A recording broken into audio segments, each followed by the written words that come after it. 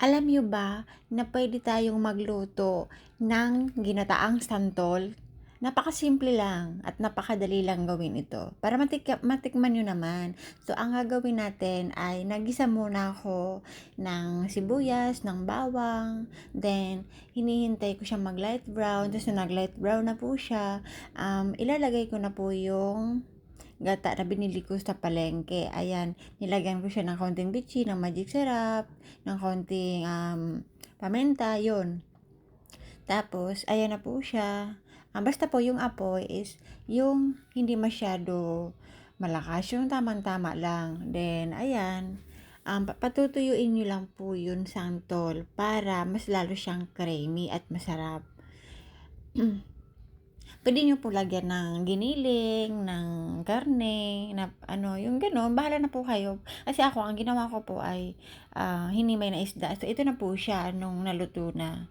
Then, paano nga ba igawin yung pagluto ng santol? Ang gagawin niyo po, kapag bumili po kayo sa palengke, huhugasan niyo po ng mga 4 times. Tapos, pipigaan niyo po ito. Then, next na gagawin nyo, kumuha kayo ng kaunting asin, tapos tubig, ibabad nyo po ito ng 35 to 45 minutes. Hayaan nyo lang po. Tapos, ang gagawin nyo naman na next, ay pakukuluan nyo po yung santol sa kawali ng 20 minutes. Para po, totally mawala na yung asim niya. Then, kapag okay na, pipigaan nyo po ulit hanggang sa, yung piga na talaga siya.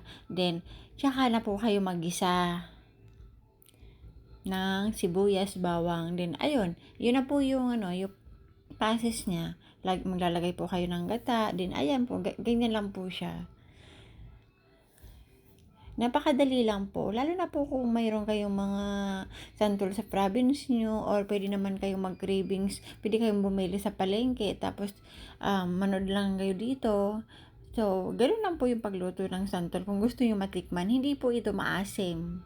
Basta nakuha nyo lang po yung tamang proseso ng pagluluto ng santol. Masarap po ito.